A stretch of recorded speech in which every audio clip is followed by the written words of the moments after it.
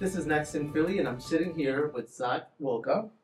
You're the first ever CEO of the Independence Business Alliance. That's a big title. But outside of that, who are you? Who am I? That's a really good question. I feel like having a job that represents the community that I'm part of, my professional and personal lines are often pretty blurred. But outside of my job, I'm a husband, son, uncle. I'm a father of two dogs named Archie and Oliver. I'm a voracious reader. I'm a sometimes runner, sometimes biker.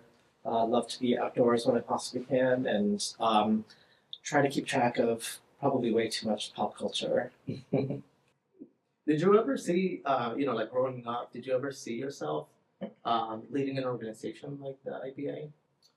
Um, that's another good question. I think I did always aspire to leadership when I was younger, or at least my parents told me I had the personality type that I was bossing people around since I was born, and have never been afraid to share my opinion about things. So maybe it was destined. The path to this was a little circuitous in that I've worked I'm an attorney by trade and did that for many years, and perhaps it was the lack of leadership opportunities in that made me switch into the nonprofit sector where I knew I'd be able to lead like this. But I've always, ever since I was young, loved to sort of be outspoken about things and be ahead of the curve and lead when I can. Was there a moment when you realize you're in this leadership position, and it's a powerful position to be in? So you're not just in the room, but you're also helping shape. How does that make you feel? It makes me feel good. I love the fact that I'm able to represent an entire community when I'm at the tables where we're invited. I love the fact that many times, especially in the city of Philadelphia, I'm the first representative from our community that's been invited to certain tables, and things like the Tax Reform Commission and the way that our Diverse Chambers Coalition has been operating as an advocacy entity. Oftentimes we're the first LGBTQ plus representatives that have had an opportunity to shape some city policies, which is really exciting.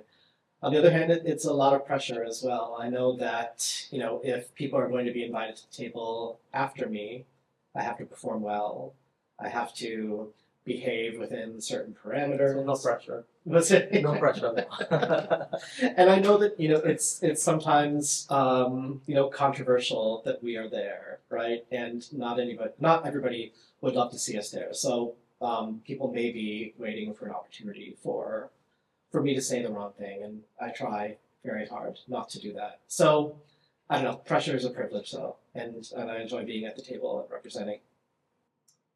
How do you describe like this moment, especially as it pertains to the trans community and LGBT just in general, with all the rhetoric and everything that's going on? I think it's a really tricky moment, especially in the line of work that I do with my organization specifically, like being at the intersection of business stability and LGBTQ plus advocacy it's a really tricky place to be because both are under attack in a lot of different ways, politically, and so trying to stay in the middle of that is a tricky place to be. And we're a little bit too woke for a lot of business people, and we're a little bit too businessy for a lot of activists. So we do get some feedback on both sides that we try to incorporate into the work that we do. I think in 2026, just like you know, being in my late 40s right now, I've had the real privilege to live in a lifetime where the arc of justice, the long arc has been bending towards justice, right? I was alive to see so many rights accumulate for LGBTQ plus communities in a really rapid amount of time. And this has been the first time when it feels like there's a real concerted pushback to that's being led from Washington and trickling down into other regional areas. A lot of bigoted people feel really empowered at this moment. So that long arc used to feel linear, and now it feels a little bit like an EKG, I guess.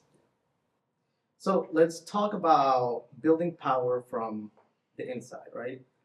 So you're running the Chamber of Commerce, which means that it's not just about civility, but it's also about money, equity, contracts, ownership. What does economic power actually mean to you in these communities that you represent? Right. So the work that we do, we hope that economic power leads to equality and justice at the end of the day. And that's going to look really different for different people, right? When we're thinking about corporations, we want to make sure that people are hiring and promoting queer people, and especially queer people of color and queer people who are, maybe not on a binary gender spectrum as well, but they have the same sort of opportunities to move up and to make a living and to feel comfortable in an affirming workspace. We also want to make sure that there are entrepreneurship opportunities for folks. I think that when you look at statistics, LGBTQ plus folks have something like twice the amount of incidence of entrepreneurship in America than are similarly situated straight people. And I think part of that is because we do have a great creative streak in our community, and people want to, chart their own destinies. But I also think that it is because many states lack a comprehensive legal system to make sure that people are protected at work. And very often, queer people are marginalized out of traditional workspaces, so they have to become entrepreneurs. So we want to make sure that whether you want to become an entrepreneur or whether that is something that you're forced to turn your side hustle into your living, that there are opportunities there for people to be able to do that. So I think another thing that we really come up against quite a bit is the sort of myth of gay affluence. Mm-hmm. I think when you have seen gay people represented in media for maybe the past 20 years or so, you see basically the majority of what you see is white gay men with a lot of money traveling and sort of being the protagonists of what you see in most media. And when you look at the real economic situation of most queer people in America, it does fall below the standard. There's a higher incidence of poverty, a higher incidence of homelessness. So economic power for us is more than just promotions, although that's an important part of it. Mm-hmm. It's also survival. Yeah. Going back to, the social injustice movement, right, that we saw post-pandemic 2020, 2021, there was a lot of support, and I remember, corporations changing, their logos and making it more like LGBT friendly, pronouns in everybody's, email signatures. And that all has kind of shifted, to the cancellation of DEI. Right. Like, what has been your experience, like, during that period compared to, like, what we're seeing now? Yeah, it's definitely been a shift, and a shift we can attribute to our current federal administration.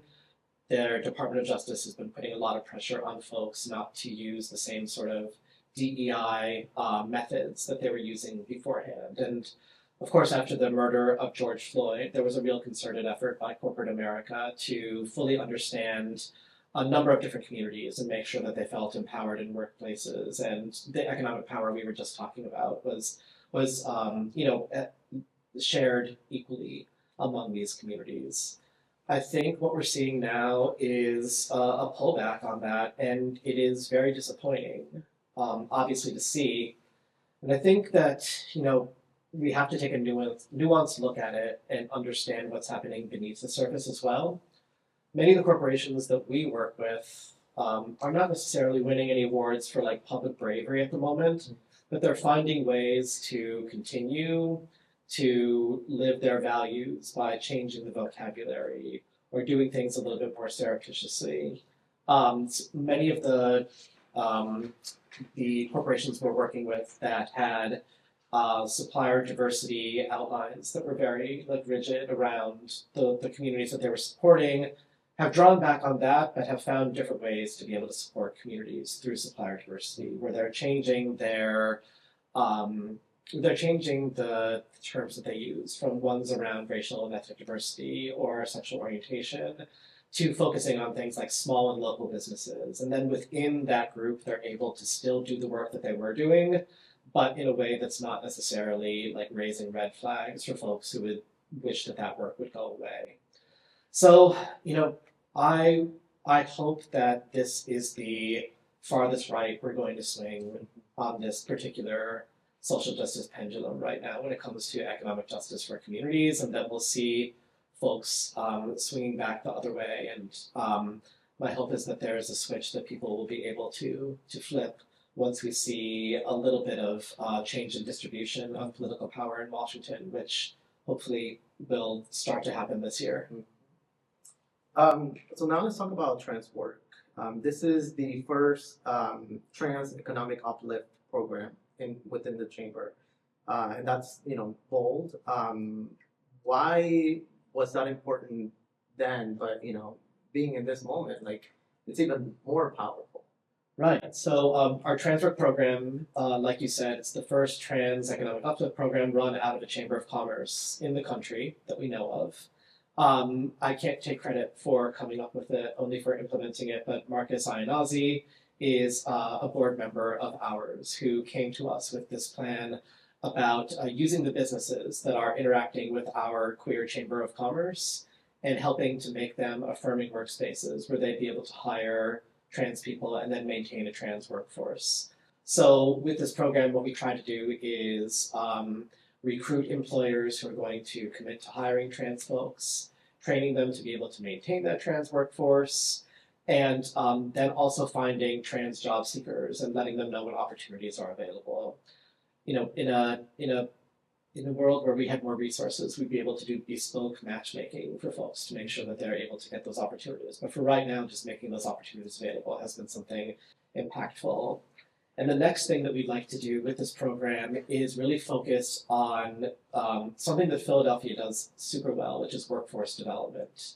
You can't go into a meeting about Philadelphia's economic well-being without talking about the workforce development system that we have here. And our goal is to partner with many of those entities to train them, to make sure that trans people would feel comfortable entering them, and then having those trans folks be trained in the job and then be placed into something. And we're really hopeful about that. And it's just sort of starting right now, those relationships, but it's the next phase in this. And to your point, I think it's more important than ever. I think that there's a horrific, pernicious, concerted attack against trans people across the country by a very vocal minority of folks who don't understand them, who seek to disappear that community. And one way to do that is by taking economic opportunities away from them. And that's something we're actively combating against for 7 or 8 years now, but it seems like it's reached a moment where it's most important to do so.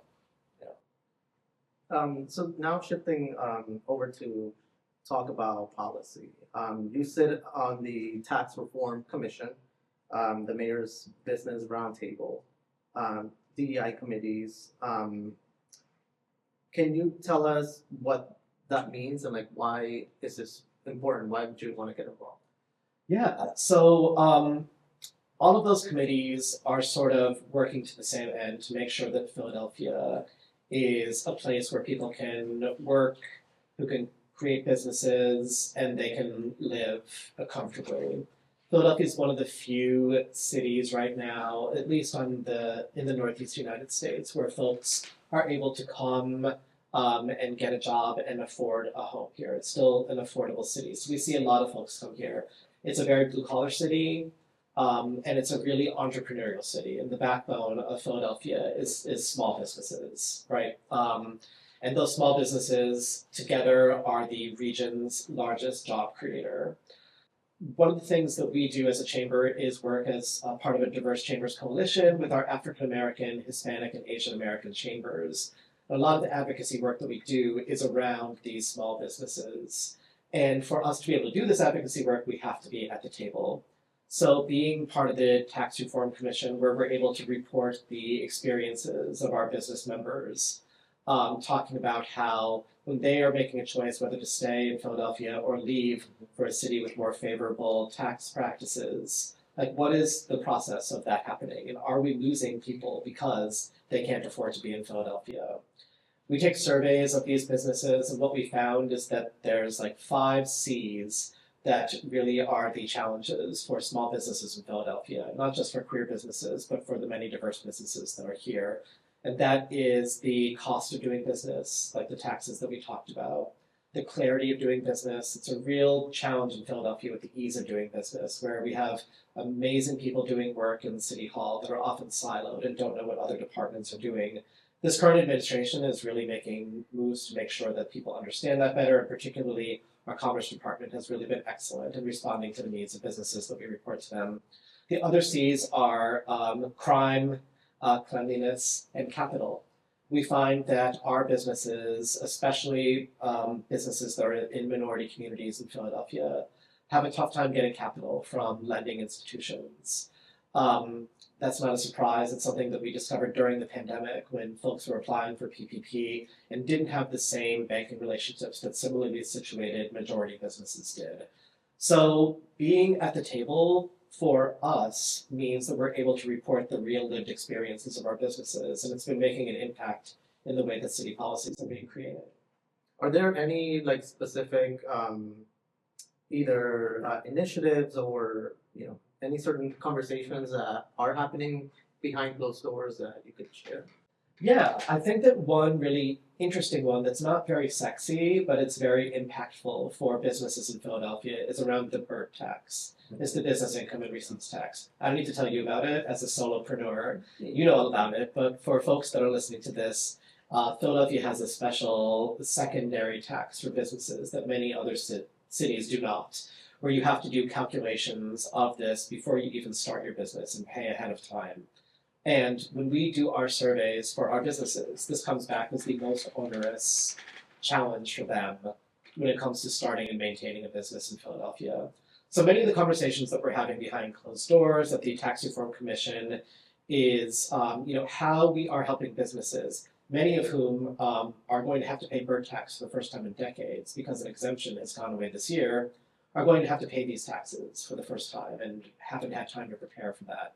Many don't even know that they're going to have to do taxes because they've been able to send in a postcard the past couple of years just saying that they don't qualify for this tax. So working with the city of Philadelphia to create a plan for many of these small businesses that could run into trouble this year is one of the major conversations that's been happening.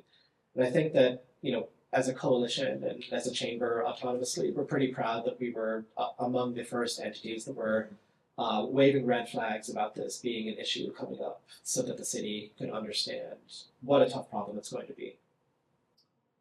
So now on to some accolades. So you've been named, one of the most influential people in the region through different media outlets and different awards. First, like, how does that make you feel? And does it what does influence mean to you? Yeah, I think influence means having a seat at the table and having people respect you enough to listen to you. That's my serious answer. I guess my funny answer about it is that if you are making a nonprofit salary and you are named on an influential list, it means you have to be one of the more annoying, persistent people in Philadelphia. But I also understand that, very often I'm the only queer person on this list, which makes me know that the folks that are making these lists are not digging very deeply into Philadelphia's LGBTQ+ community, where so much incredible, amazing work is being done. And I know that my own identity and the fact that I've been doing this for a long time means that I have a platform that other people don't. And it means that I have a platform that a lot of other people deserve but don't have yet. Is there any of these awards that stands out or that made you feel like, damn, I'm important, I made it?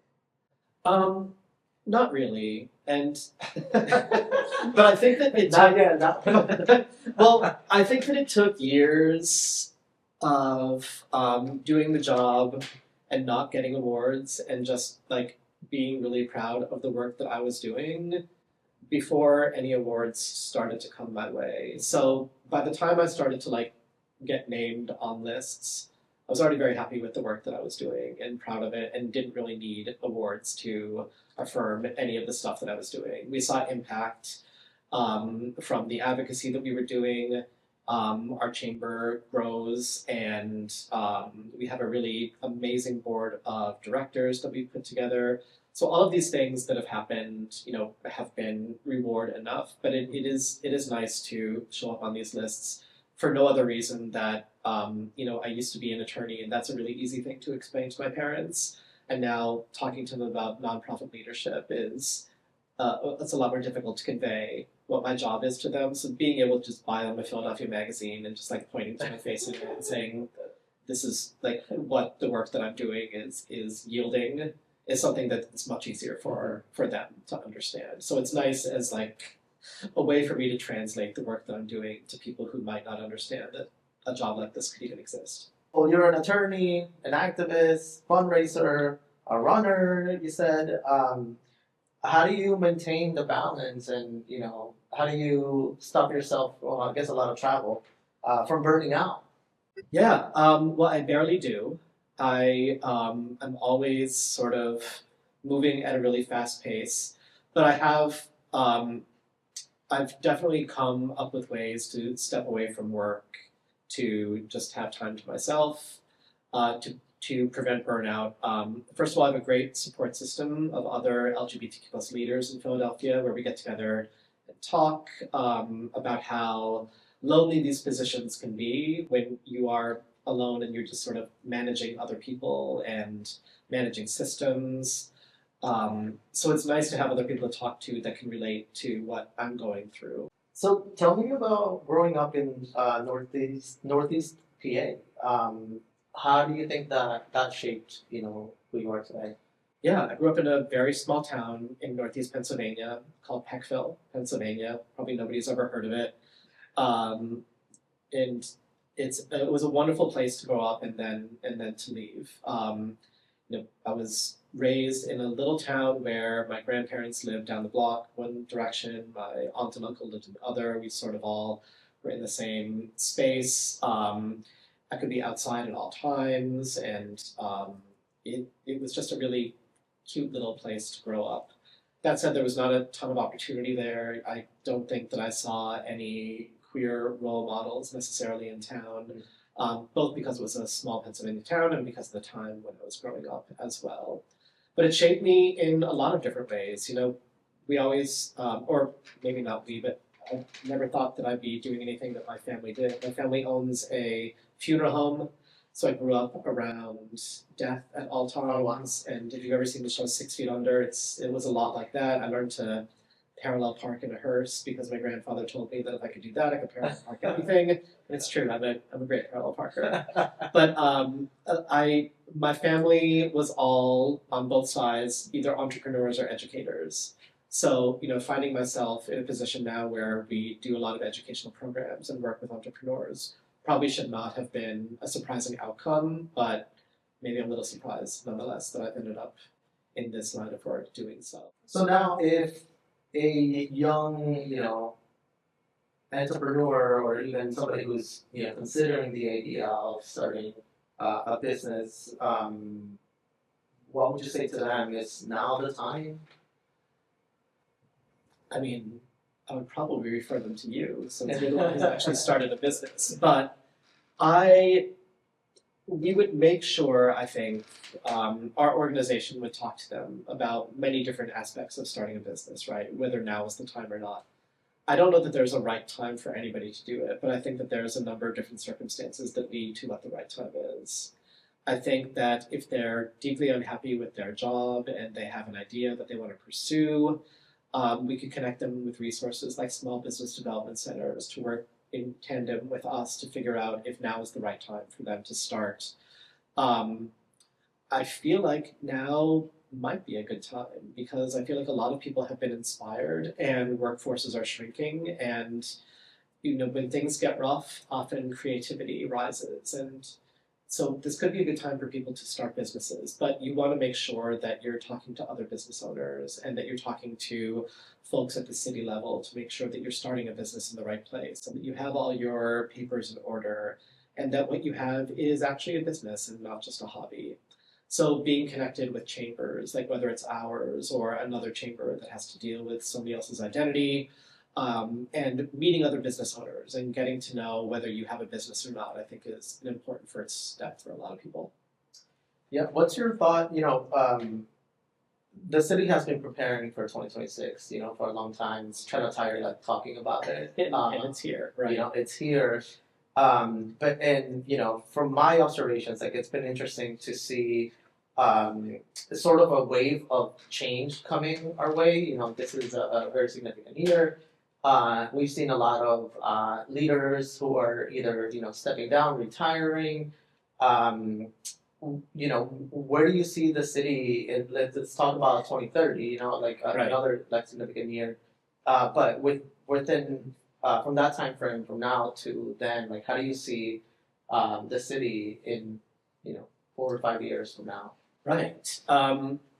I think Philadelphia is at a critical juncture right now. And, we've said as a chamber and various leaders have agreed that 2026 is important, but it doesn't matter to us as much as what 2026 will mean for 27, 28, 29, and 30.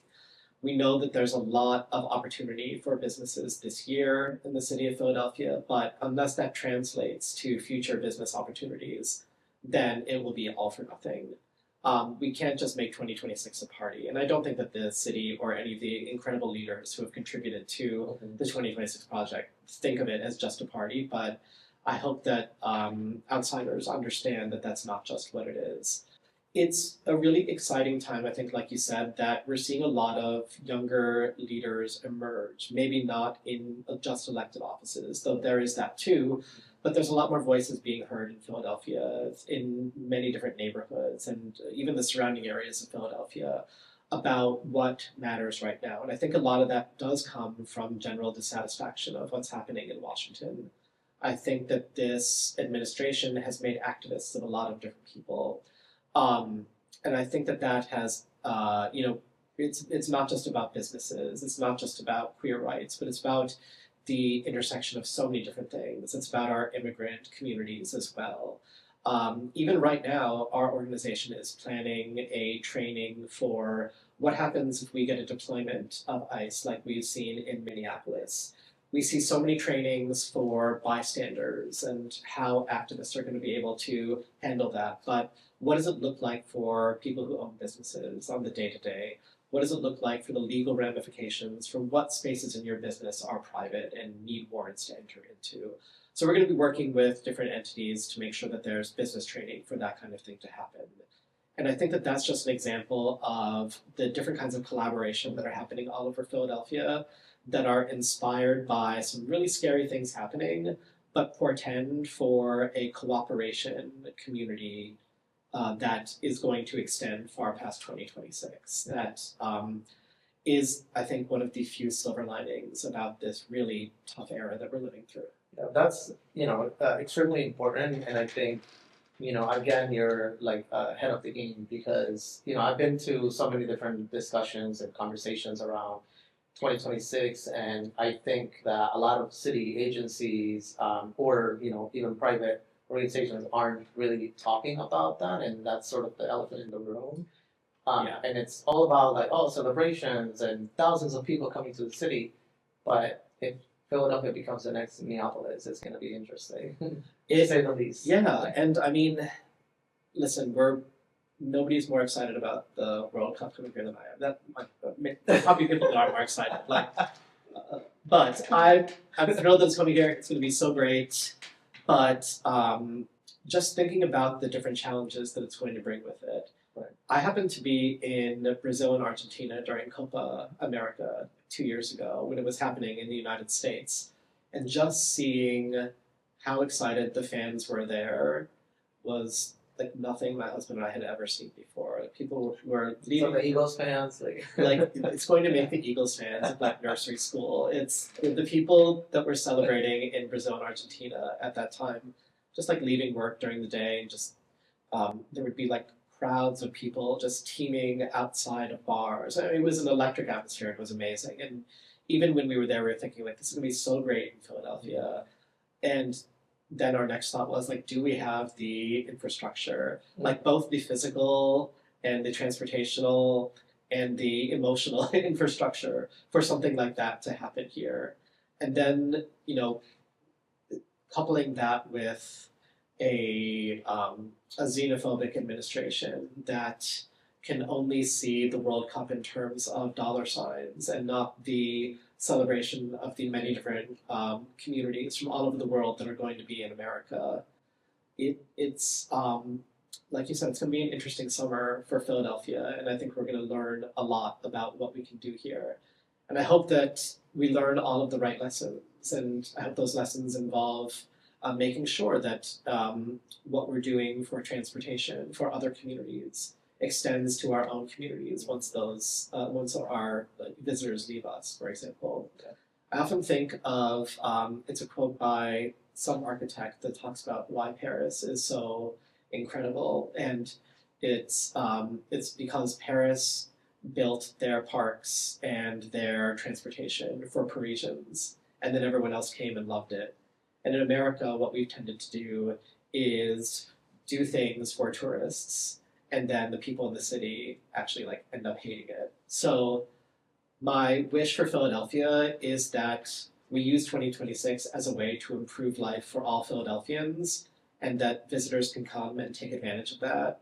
But at the end of the day, it's left a legacy for Philadelphians to be able to enjoy and live and work and play in a city that we all know and love. I have a friend who told me once, he's like, please don't ever give me the Lifetime Achievement Award because that means I'm next to die. Right. So, talking about sort of like what you want your impact and legacy to be remembered as, looking back and thinking of the future, like what do you hope your legacy to be? That's a good question. I think I'd like my legacy, like I'd like this organization that I'm running to be sustainable for many years after that I'm there. I think that we're putting in place and memorializing a lot of processes to make sure that that happens. I hope that I'll leave them with enough money to do a good job and with a board that understands its mission and will hire somebody incredible to continue doing the work. But my own sort of legacy, I hope that people would remember me as someone who was easy and fun to work with, but also did really good work at the same time. I hope they think of me as somebody who only caused good trouble, and I hope that people would want to try and convince me not to leave when it's time for me to go.